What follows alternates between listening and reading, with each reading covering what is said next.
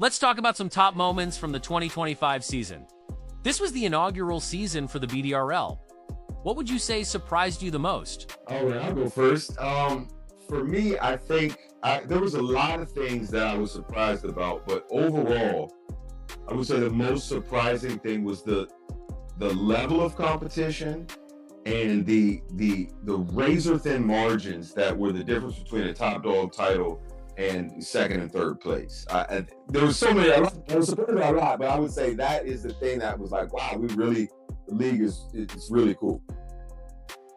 Yeah, I mean, the distance just between like 100th of a second and 1/10 of a second finish is like absolutely insane when you realize, like, count to one Mississippi. Like less than that, like get to like misses, that's the amount of time between a top dog and a second place finish. Hey, dog. What's up? Go ahead. Some of these dogs are running at 29. Like, I know Recon's probably hitting 30 miles an hour. So that's like 40 something feet per second, something like that, something crazy like that. So you're talking like 40 feet is a lot. Like, if I have to go 40 feet to get to my water bottle on a hot day, that's a long way to me. Yeah, you ain't lying. But I think the part that surprised me the most, and I think my answer is going to be surprising to a lot of people too, especially if you're familiar with this dog breed, but it's the Belgian Malinois dog breed. I mean, they have dominated this season. I would like to see more dog breeds come in and really, overtake them. I think there was a German short-haired pointer named Remy that came in with a second place finish. That was surprising. Early in the season. Yeah, I want to say that's the Florida Hard Pack. No. I don't think she was with Florida Hard.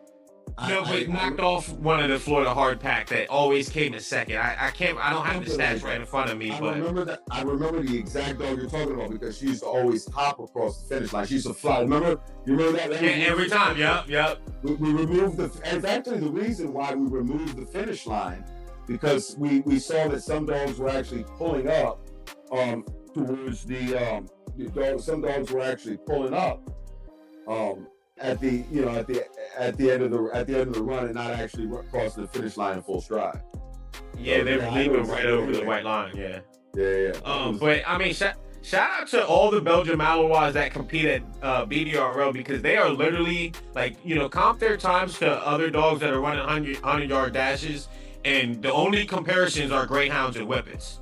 And those aren't allowed at BDRL, so like, I mean, that's absolutely insane, dog. Like, I'm gonna tell you, like, that was one of my surprising things, though. Like, there's a particular in the 21 class, Rip runs times comparable to, and this is a cattle dog who's standing. I mean, his legs themselves are maybe 8 inches or so.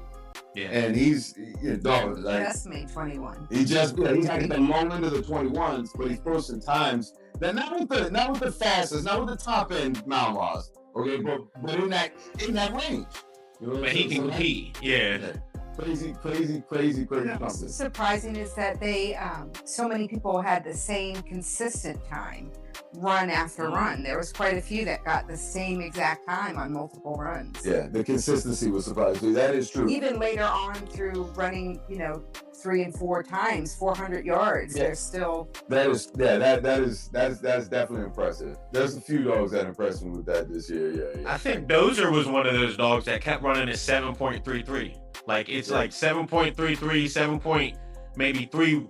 And he runs 0. Like, you're hitting on so many things that are surprising. Like, coming after the Mother's Day dash when Dozer got hurt and couldn't finish, right?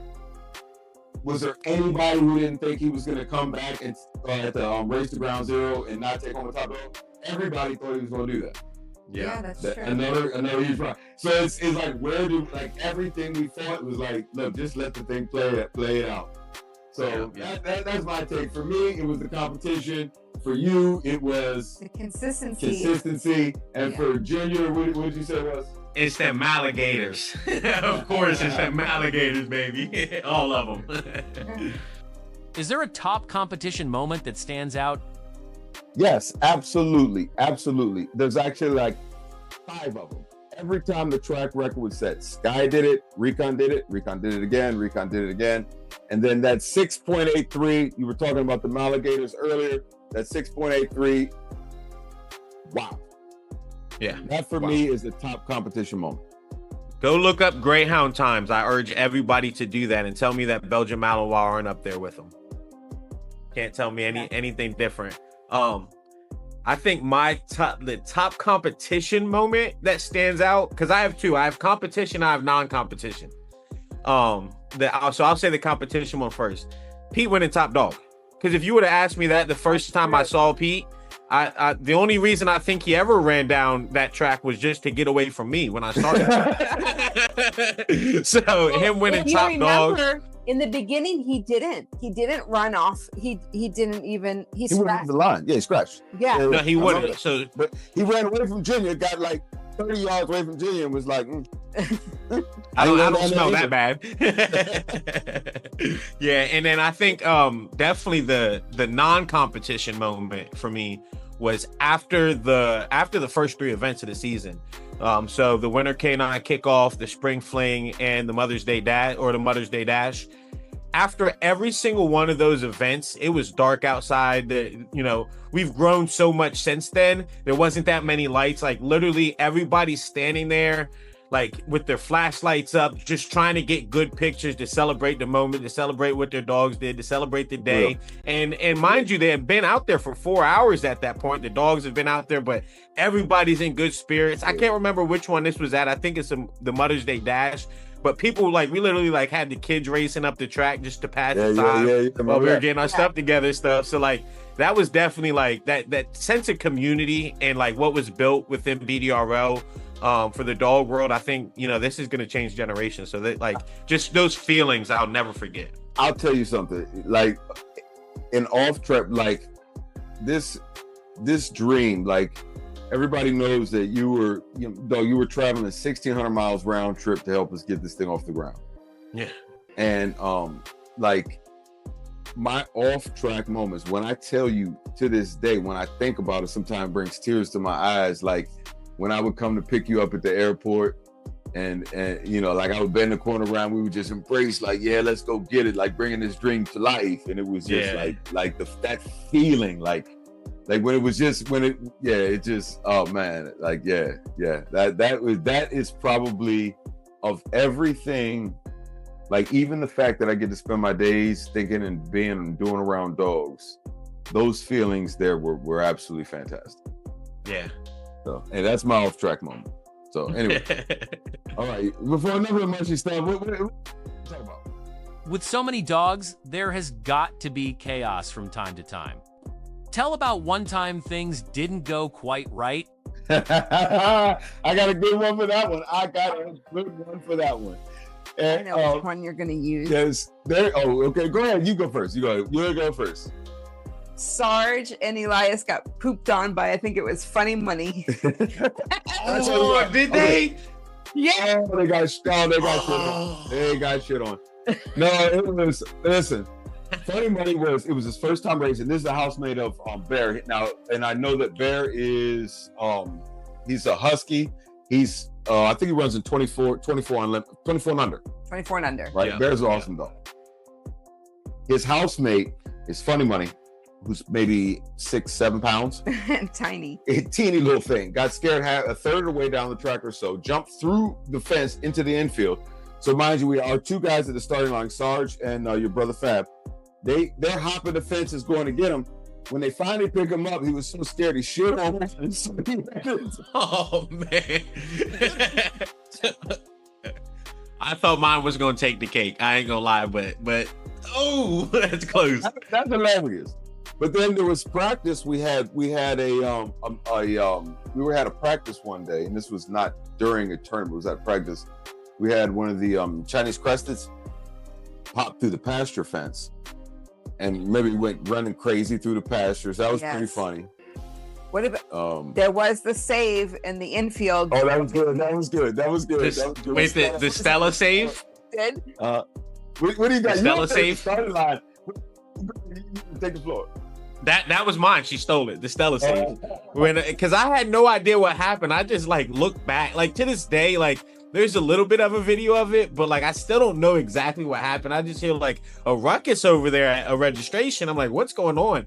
And I look over and Danielle has Stella in her arms, and I still have like everybody's laughing, having a good time, and I'm like, I have no clue, and I'm right there, you know. And then so I just remember going back after the event and like, you know, searching for that in the videos, like what happened? Like I have to see this. Everybody's laughing about it. Like so that was mine. What about the guy whose dog wanted to get out the lure so bad he dragged him like 3 feet? He was like on his knees and literally sliding the dirt. That was a funny one.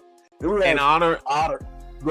An honorable mention was Dozer's mom falling at the finish line. That was pretty funny. That was pretty funny. Well, Otter popping up and running loose that day. Remember, he popped up out of the stationary kennels. Yeah, somehow he over the top. No run through nothing. He just popped over. The golden retriever Otter hopped over that? Oh, yeah. Easy. Oh, he can climb? Apparently. He asked me, he can fly. Biscuit squirmed through practice. Oh yeah, see, she's another one. Biscuit, she would take off and run back into staging before she'd run down the track. Now we can't get her to stop running. But Biscuit, I think Biscuit taking off, running backwards down the track. So there's so many funny things, and like we have Timmy. Timmy starts. If you watch the video on his start line, he's literally facing backwards every time on start. I don't know if he's petrified. I don't know. Yeah, he faces away from the starting line, and when he hears the doorbell, he pops up, turns around, and takes off.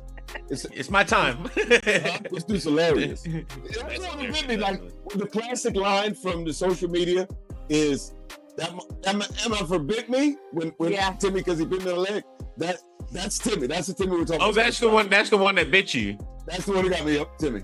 You know that it was funny. He made it to the podium. Yeah, Timmy's fast. Yeah, I mean he's not. He's fast. I mean at his level, he's fast.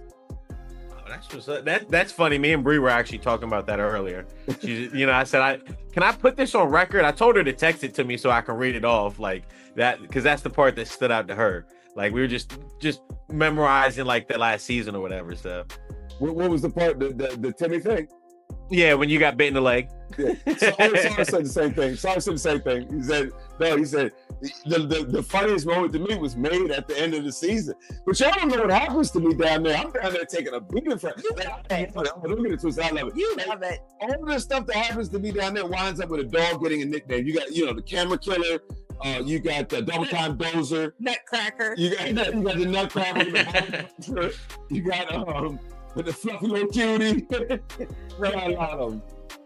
Watching those videos, nobody would have known that you were scared of dogs my whole life. Yeah, real talk. They would never know that.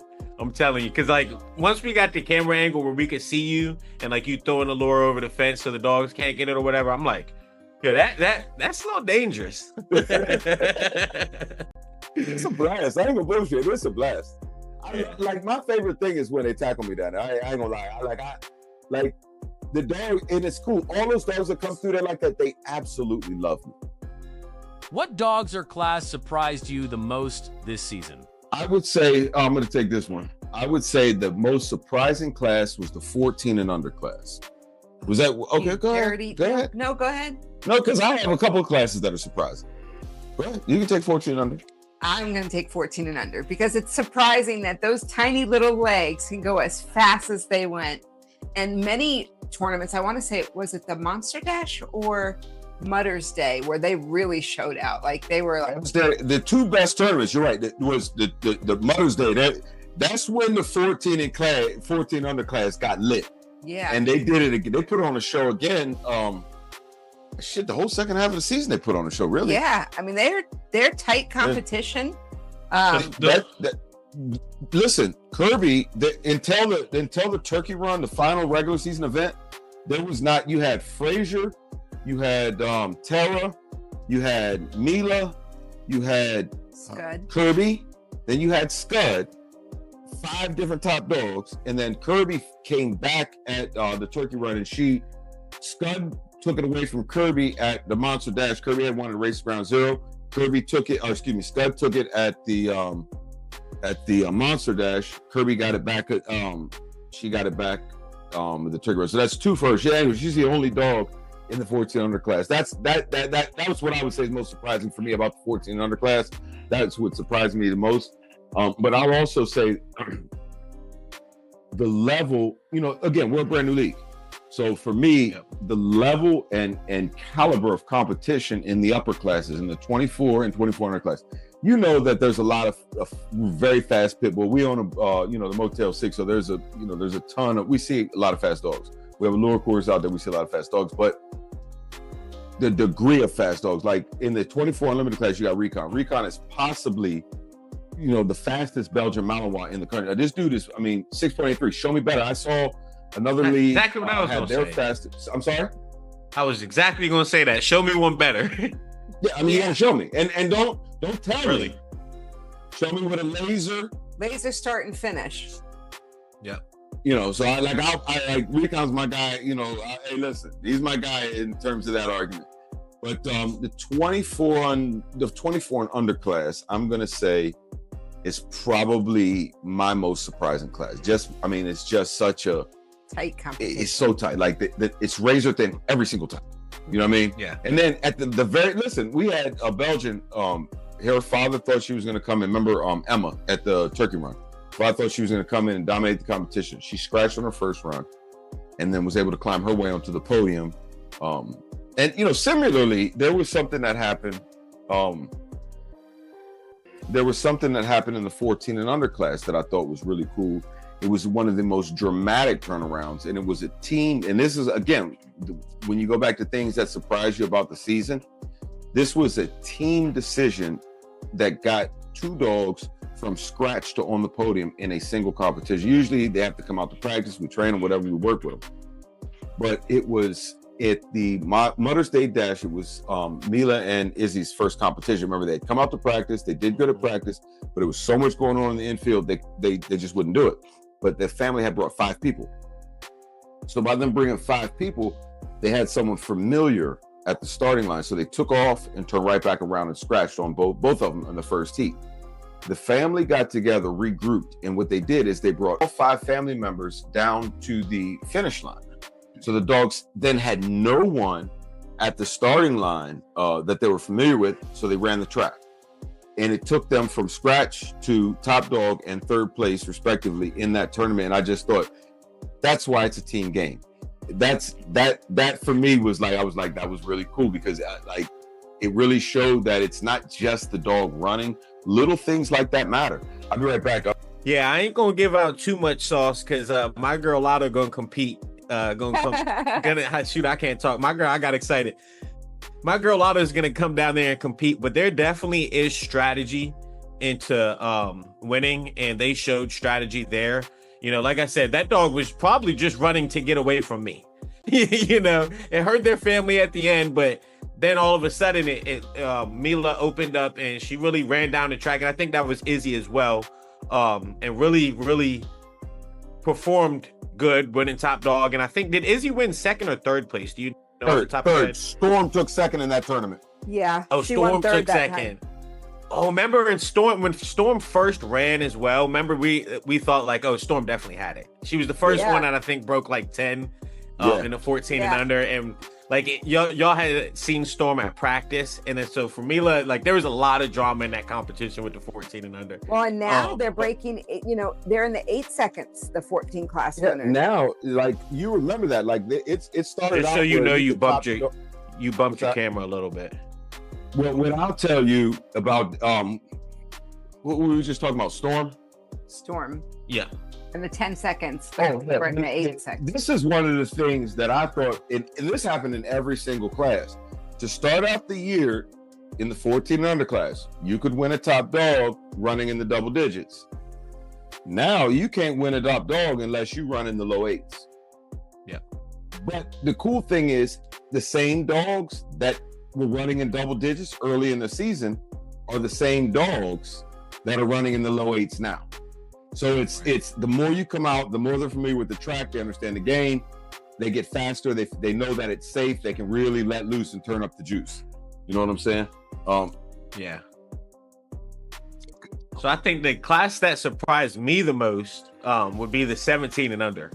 And because we kind of hit on it earlier, because they're smaller, so that more, there's more steps to get to the finish line.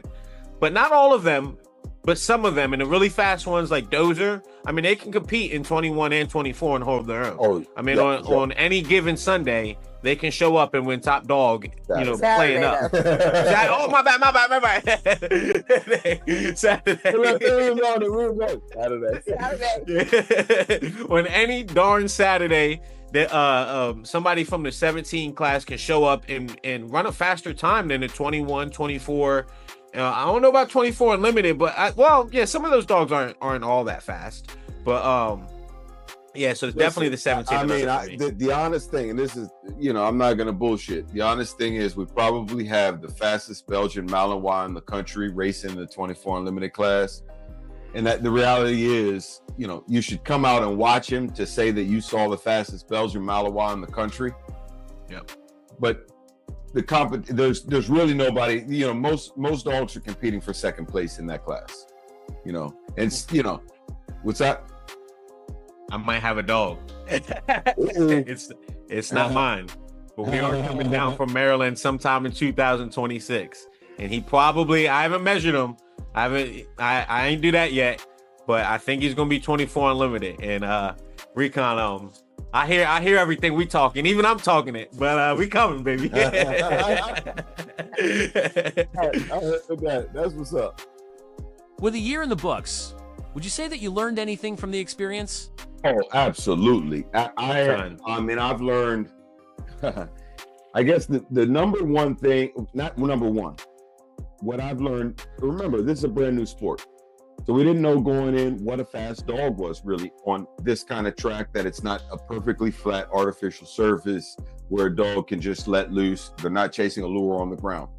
Because the lure glides above the track, the dogs have to track it while they're running on slightly uneven surfaces. This is real world competition. So I think what I learned is the dogs that hold a tight center line down the track, they do do better. I learned, and I'm not going to give out too many race secrets, but I know that, and I'm not on the starting line. Junior, you spend a lot of time on the starting line, so you can probably attest to this far more than I can. But the dogs that seem to start further back, when I'm looking at the videotape, they tend to do better because the time clock doesn't actually start when the doorbell sounds, when the light flashes, and when the lure moves. It's actually when they cross the finish line starts time clock. Mm-hmm. So if they break it in full stride, they tend to do better. So I would say, but there's a healthy balance between that, though, because if they start too far back, then the lure can get too far ahead of the dogs and they pull up at the end because they're not chasing anything. So there's a little bit of strategy in there too. You know what? That's pretty good that you said that. That is a lot of truth. That I'm at the finish line. I've actually seen that happen. But you can kind of control. Don't you control? I thought you are always like, I don't know. It seems like you time it so that it's not too far ahead of the dogs. No. We earlier in the season, again, our inaugural season, early in the season, I did that, and I thought it gave a competitive advantage to different dogs. So when I throw the switch, when I throw the switch is thrown. And now I do actually land. I land Denzel Duck. That's the best nickname. The name of the duck they're chasing, that's Denzel Duck. That's our lures. What'd you say? No, that's what I'm probably thinking of. Is when you land him, he kind of like he'll bounce and then creep. Yeah, so I'll bring him in. Yeah, and generally that you'll see me doing that is the 14 and under class, because the lure is probably running about 33 miles an hour on any given day, and so on that class he can get so far out. I land him early and then I pull him back, so it looks a little different. Yeah, but you see me down there. I'll be down there working. And learning wise, I mean, I think each tournament we improve, like with the flow. With safety things that may have come up, getting so many. I want to touch on that.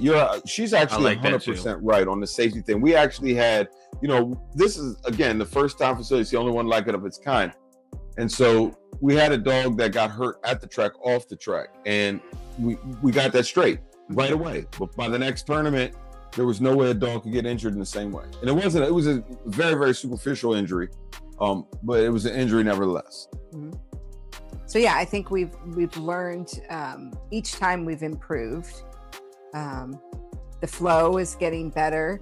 I think that's part our flow and part the competitors, now that they're used to like the flow, the process coming out to practice. I think everything has improved each tournament. Oh yeah, for sure. I agree. For sure. I agree. For sure. And Well, I I'll like tell you- that. Go ahead. No, you go. No, I like that you touched on that because we're the flow and everything is getting better because it took a long time to get through some of the events and people had just like asked like, oh, when my dog is gonna go next and stuff like that. So it's important that like the repetition that we got faster. Not only that, but now they also help each other. And everybody's like part of a team. So some people have switched up and they said they want me to start their dogs. Some people have switched up and said, no, I don't want you to start my dog because I think my dog will run faster this way. So that's all I wanted to add to it. I want to add one more thing into, and you made me think of this just now, something you said. One of the biggest things that I learned, okay, is we all said, and again, Junior, like we were all, the three of us were really the core at the beginning. Now, of course, there's old Sarge, his son, his daughter's wife, and everybody else is involved. But at the early stages, it was just the three of us. And we thought, we love this. There's got to be an appetite for it. And hugely, we learned there is absolutely an appetite for it. Yeah. Well, it started as a question, and we got an answer emphatically, yes. Even at our open house, like we had no idea, like, because at that time, I don't know if we were even doing the RSVP. We were not. Like, there was not a registration, the open house. You did a lot. Some of the changes that you instituted were huge too. Like, we're not going to get into too much of the behind the scenes, all this stuff, but there was a number of things that you changed that I was originally against. But you recognized that it would be good for the league, and it turned out really, really good for the league. It did encourage people to come out to practice so their dogs would be competitive. I mean, yeah, it was just great.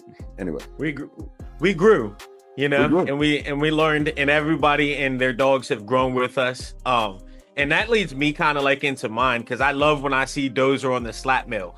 I love when the Mexican hairless dogs are chasing the dirt bikes with the bag attached to it. I love hearing that because you're training for it. Not only that, but because I do the same thing. Because when I'm at home and I think about my dog, and I got a dog, I got Lotto right around the time when, we were starting BDRL and we were like in talks with it and stuff like that. And that's why I ended up getting Lotto, because I want to compete. I want the fastest dog. So she kind of just fell into my hands. So the biggest thing that I learned from this season was, this is going to be a little bit selfish, but it's what a dog can do for me and what my dog can do for me. Because just overall, like truthfully, like, when I spend time with her, when I'm training her, when I do things, I feel smarter. I feel faster. I feel healthier. And the overall like quality of my life has improved. And I think that, a lot of other people can relate to that. Junior, I that was probably the best answer to that question of what I learned by watching other people. Of course, I can't compete. My dog's in the league. I'm busy that day. I'm working there. but I'll honestly, like what he just says is an absolute truth. I have seen people, that can barely walk, amble themselves to the finish line and scream and holler at this best they could for their dogs. And when I look at the camera, I'm doing video editing, I'm looking at the smiles, and I see when you are bonded with your dog, and then all of a sudden you're bonded to a level that you didn't know you could. It's just, again, and I asked people, does it, in other dog sports, because, we've launched the BDRL Canine Sports News, so you guys can check that out, that podcast. But I ask people, like, what about the bond that it creates between you and your dog? And they say it's different. It's like, I can attest to that. I competed with my bulldogs in just confirmation events, nothing athletic, because bulldogs. But my dogs are athletic. Okay. Yeah. Our bulldogs can hold their own in the 14 class. Put him in his place, Danielle. Just can't physically be in two places at once. Yes. And I'm be honest with you, I highly doubt our bulldogs would podium with like we're talking about, we've got now, Scud came in, set a record, 8.25. Kirby hit an 8.28 later in the tournament. Mila came back with an 8.25. It wasn't in the finals, so you didn't take home the top dog. That was at all of the turkey run. All right. So like that was like bam, bam, bam in the 14 underclass. I'm gonna get these out there. All right, we're gonna get him out there. I'm gonna get him out there for the video, and we'll just We'll see if we have some fun with it. We'll allow that. We'll have some fun. See yourself as a fan. What class is your favorite to watch? Oh my gosh. Of course, I'm gonna say the 14 and under because they're freaking adorable. Right. They're so adorable. However, because the 24 Unlimited has recon, when I watch him, when I'm down at the scoring table, he shakes the podium like he comes down on his 4 points. Freight train. Oh my gosh, he is just. I love that dog. Does he literally run that fast? He's shaking the podium, like literally. Oh, yeah, I'm looking for that shake when he comes. Like you feel a vibration when he comes down. I don't know if it's because he's coming down on all four. He's got some hell of a pulse. I think, like, this is what I think. I think that even dogs that, like, most dogs aren't tracking perfect, right? They're not exactly, the real paws aren't landing exactly where the fronts did, right? But his must. Well, he's got such big feet that when even if he was a little off, he would still get a really straight push. Yeah. If you look at how, I mean, that dude he's amazing. He's amazing. For me, I'm 24 and underclass is the class that I'm. Oh, sure, that's the tightest competition. No. I would say, honestly, I would probably have said the 14 and underclass until we got that last angle video from the turkey run. We got a different camera angle, and I could actually see how goddamn fun it is. After the tournaments, I'm dirty and I've had a blast. But after seeing that, it's like I'm looking at the finish line video. It's all 24 and under that did the funnest stuff. So I have to say, sliding in, dust kicking up, doing crazy stuff. 24 and under. The 14 and under come down, like some of them like bunny hop down, like Lola. That's cute. So cute. You got the fluffy little cutie, 14 and under. Hold on one second. I'll be right back. You need to go outside, baby. I got you. Come on. Yeah, I think my favorite class to watch is definitely the 24 and under as well. And just because the competition is so tight. It is tight. Come on, baby. It really, I mean, when you think about like, and I know we talked about this earlier, but when you think about the time of 100th of a second or 1/10 of a second, I would challenge everybody to go and put it in their timer and just and click 1 second and try to hit that same number again the next time and see if you can. But these dogs are, but they're running 100 yards and still hitting the exact same time. A lot of the 24 and under do. That's real talk. That's crazy. Like consistently and through multiple tournaments. Like I think Recon did like 6.92 like 4 times in a row. Like from tournament to the next tournament. One tournament to the next. He had and his next run that wasn't a 6.92 was a 6.93. Yeah, that's crazy. Yeah, that's 1/100th of a second. Like I can't even do that on my timer looking at the time. Come on. Yeah, you can dogs are doing that. That's to watch Dozer too because he all but I think one time runs 2 times. That's why he got the big double time. That's why double time. Yeah. So that he's 17. Well, see, we're talking about the class competition. Yes. So class what is your favorite like? No, it said favorite to watch. I heard the 14 and under. They're so cute. Yeah, and I respect that. And I love the 4. Don't get it twisted. I love. They're actually, again, they judging by parity. Like if you're the NFL, the league parity, you like it when there's several different teams from several different divisions that are winning titles. There's one class that's produced that. And every other class has had a run. Dozer went on a run in the 17s. Rip went on a run in the 21s. Venom went on a run in the 24s. Who was on a run before her in the 24s? Sky. Mm-hmm. But she had some off-track stuff, so that kind of prevented her from getting on a real roll. But she was leading with 2 titles. You know, no one else could grab the 2 titles through. I mean, I think it took until Venom did. It's going to be interesting. The Invitational is going to be interesting because, you know, I'm hoping Sky makes it out because you can't show parity. Listen, the lasers don't lie. The lasers don't lie. But I'm just saying that it's going to be very good competition because Sky is one fast girl. Yeah.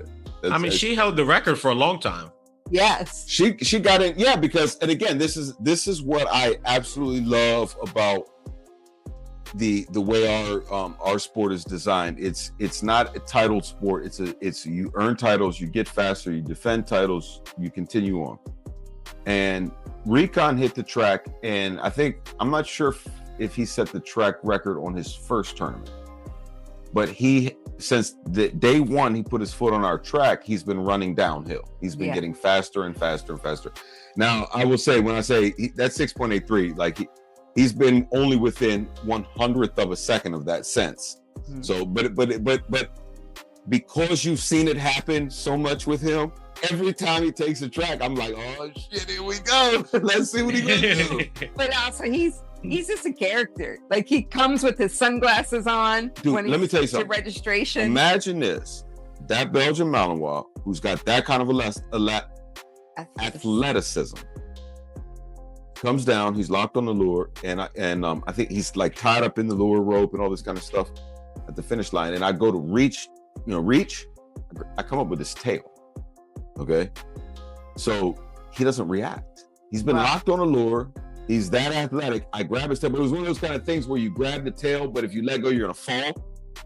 He didn't even respond. Like, he is a therapy dog. Right. And that's Healing at High Speeds on Instagram. He is. He goes on TikTok. Police department, fire stations. Yeah. Like it. I did not know that. Yeah, he's one of those dogs with a presence. Yeah. Like even after, like, he can be locked. I don't know. We're not gonna get too much into that, but he's just one of those dogs with a presence. He's an awesome guy. Are there any particular dogs that stand out in your mind? Well, we've been talking a bunch about Recon, so obviously he stands out. Double Time Dozer stands out. The Camera Killing Maggie stands out. Romeo Frazier stands out. Oh yes. Romeo Frazier likes to make girlfriends, and I believe he's got another speed. He just hasn't unleashed yet because he's too busy. I know he's got another speed. Yeah, when he stayed at Motel 6, he was running faster, but when he comes out, he likes to be with the ladies. He's distracted all the way down the track. He's trying to show off. That's a way to put us on the spot there. I'm going to avoid this question. I'm going to say I have a number of favorite dogs. A number of. They didn't ask who was favorites that stand out. Okay. So I'll let you know mine. Dogs. Remember, I get to spend time. Like, go ahead. I'm sorry.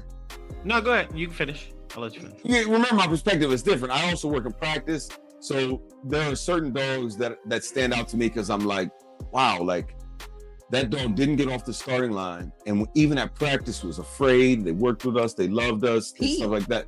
Pete, Bluey hasn't made the podium, but Bluey, I mean, my gosh, the last term I was like, I'm being honest with you. After practice, I thought, oh man, she's not gonna finish. But she did. She finished the first run, and then she finished the second run like a half second faster. Yeah. So again, that's gonna, and again, those times she put up will be getting faster and faster. Mm-hmm. Every single time. I think for me, that's all the dogs that couldn't and then could. That's who stands out to me the most. All right. Well, mine, I will admit, mine's probably a little bit biased just because of conversations that I had. And I do know that Dozer is a Facebook dog, and they found him on Facebook. So there's like a little bit of, and he's also a pit bull mix, and so is my girl. Yeah, that's what they told me that at one of the events. I'm not sure if it was before this season, like at our open house, or which one of them. But yeah, they told me they found him on Facebook, and I can relate to that with my girl. And then also like his size, I thought that Lotto was gonna like grow up to be like right around his height. Now she ended up being taller and is gonna compete in 21. But as I'm raising her, I'm letting y'all know now, like I was. Oh, you can be faster than Dozer. Oh, you know what I mean? That was the comp. That was the dog I had in my head. That was the dog Lotto has heard 1,000 times. Like, oh, you can beat Dozer. You can be faster. Like, no, I ain't gonna lie to you.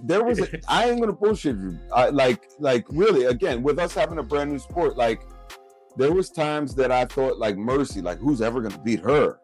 Yeah. And the same thing about Dozer. Like who's ever gonna beat Dozer? Or Sky. Tier, I think too. Sky. I will love you always love your first. You know what I mean?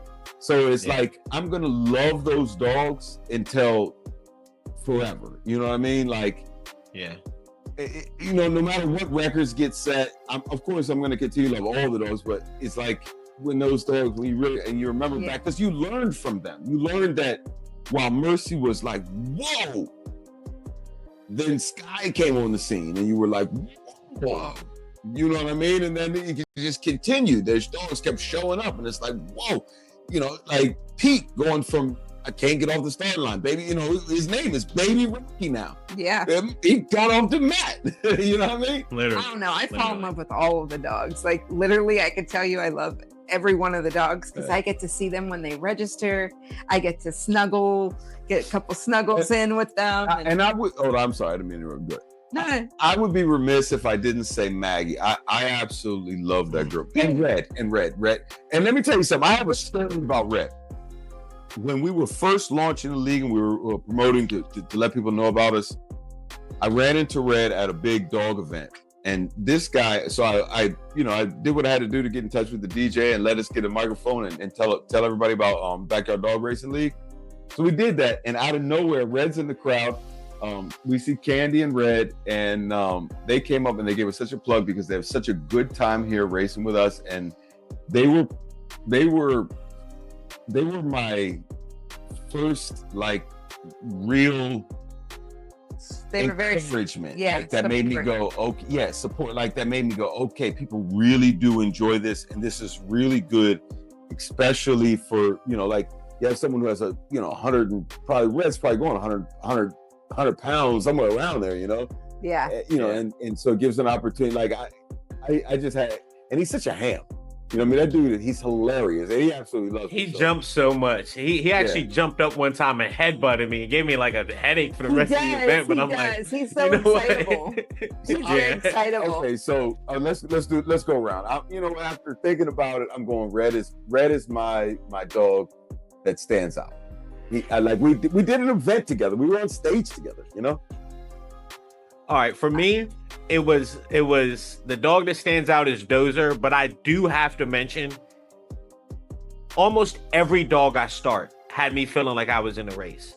So we can go back to earlier events and later events where you have Bear, Blake, eventually I'm starting Dr. P's dogs Pete, Quinn, Riggs, all of those dogs that I really got to start thank you guys because you helped me feel like I'm in the race. So I was part of the team that day, and that's gonna go down in the history book. So and your job is not easy because at practice time I do your job, and that is not easy. Not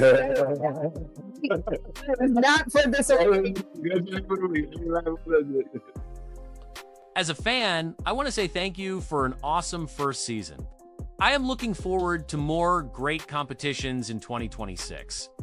At this time, I am going to turn the floor over to you to announce the final nominations for the Fan Favorite Awards. Before we announce the final nomination of the Fan Favorite Awards, I do have one last thing to say. If you don't hear your dog's name called, just know this was a very, very tough decision. Narrowing down the nominees alone wasn't easy. This competition was absolutely insane, and that's why we're letting you choose the winners of the fan favorite categories.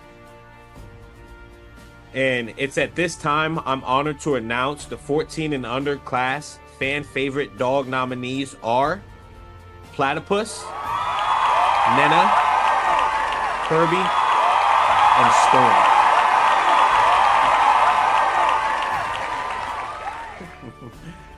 The 17 and under class fan favorite nominees are Dozer, Pete, and Dimepiece. The 21 and under class fan favorite nominees are Blue, Rick, Riggs, and Suki.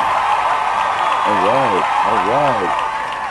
The 24 and under class fan favorite nominees are Otter, Bear, Blake, and Maggie. Is that the camera killer Maggie? That's the camera killer Maggie. Okay. Yeah, sorry. And that's fine. I just want to make sure it's the right Maggie because we do have a couple other Maggies. Okay, yeah, it's the one that takes the camera out. Perfect. And last but certainly not least, the 24 Unlimited fan favorite nominees are Recon, Red, and Nikki. Dogs you love. Make sure you vote for your fan favorite dog or human team as well. And the nominees for the fan favorite dog team for the 14 and under class are Nena and Judy. Yes.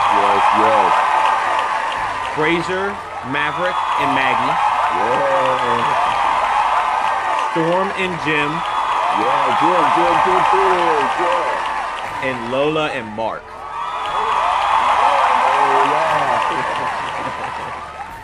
And the 17 and under class fan favorite team nominees are Team Dozer with Stephanie, Bonnie, and Jason. All right, Team Doze. The Swamp Pack, the Swamp Pack and Jessica. All right, the Swamp Pack. Blue and Anthony and his sons.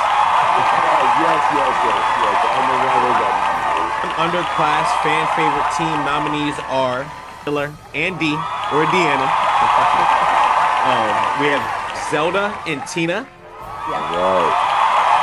Excuse me if I say this wrong, but Isadora and Ashley. All right. And Ace, Yeti, and Ashton. All right, representing Florida. The 24 Unlimited class fan favorite team nominees are Recon and Will. Spicy Shepherds and Lisa. All right. That's Spicy Shepherds, Nikki? No, Lisa. Or you mean the dog? Dog, Lisa. I think it is Nikki. Nikki. Nikki was in. Spicy Shepherd, Nikki. I'm sorry. Okay, yeah, 24. Okay. Yeah. And Red and Candy. Wow. Yeah, you got right up there too. That's a special feeling to me. I have a special feeling for both of them.